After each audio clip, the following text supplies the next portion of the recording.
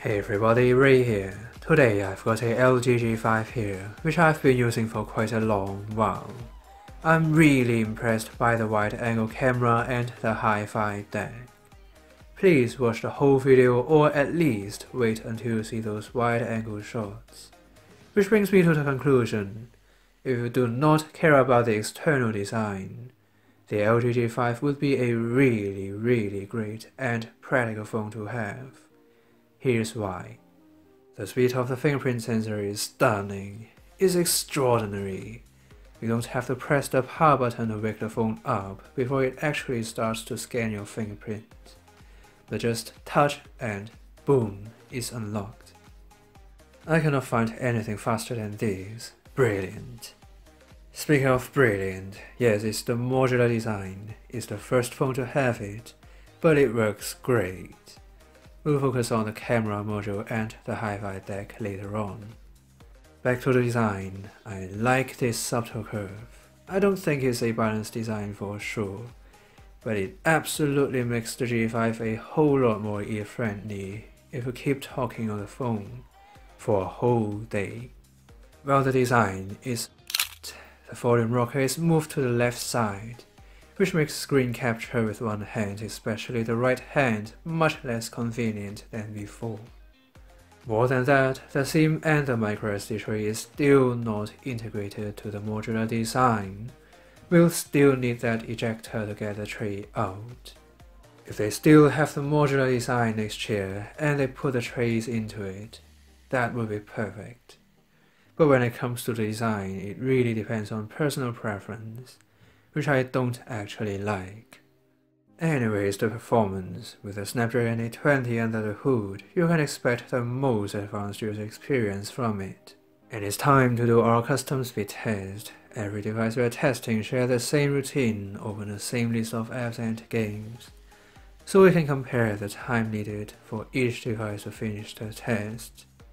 The first round shows the raw performance and the second round tests the RAM management. The G5 actually performs nearly the same as the S7 Edge with an Exynos 8890 chip. Interesting. So if you don't care about the exterior design, but you need that power, the LG G5 is good to go. The user interface though, a lot have been changed, from features packed to literally nothing's left. I do mean nothing because there's no app drawer by default. Stuff like multi-window is also not there anymore. What you're getting is always on display. You can either show your signature or simply the time. Right is the camera. The main camera packs 16 megapixels with an f1.8 aperture. But the cool thing is the companion 8 megapixels f2.4 lens. They work together unbelievably well. The field of view is breathtaking, as well as the 3-axis optical image stabilization. It shoots video nearly as smooth and stable as the Z5 Premium. The camera module, however, it has extra grip and distinct camera shutter and video recording keys. Holding with one hand feels much safer, but the zoom ring is a bit too right. Literally is exactly at the corner. Zoom with one hand is still possible, but it becomes much more easier to drop your phone. Anyway, let's take a look at all the pictures I've taken with the LG G5 recently.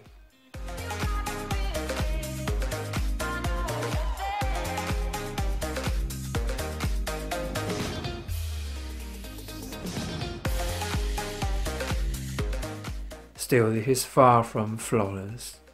The G5 tends to handle low-light scenes with high ISO. Digital noise should be a problem, and it just cleans them all up and gives a very soft picture. I'd say the S7 Edge has the best low-light performance right now, but the G5 will give you unimaginable wide-angle shots.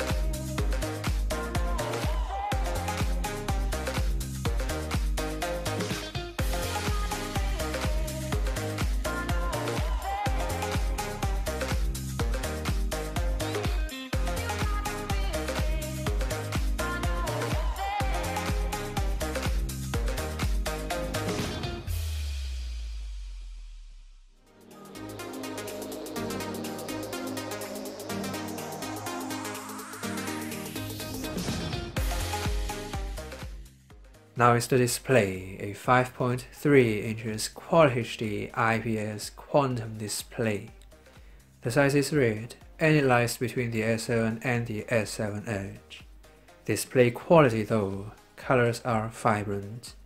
Not as sharp as the Super AMOLED display, but it's not the end of the world because the contrast ratio is one of the best I've seen on any IPS display, and light bleeding when the phone is tilted is next to none.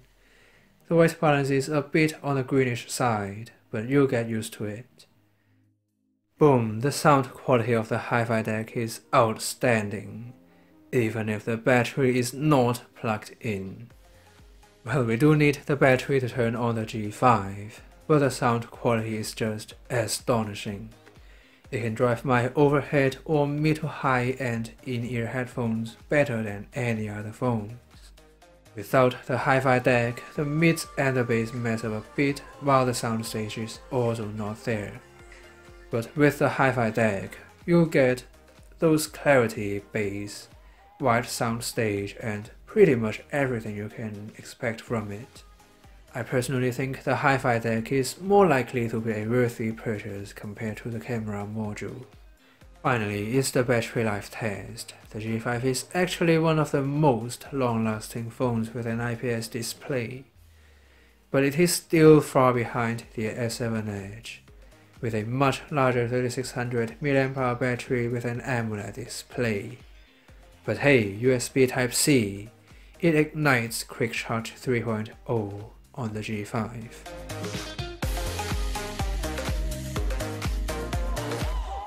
It really depends on how the design is important to you. So it's the end of this video. Hope you guys enjoy it and don't forget to subscribe. Once again, this is Ray. See you next time.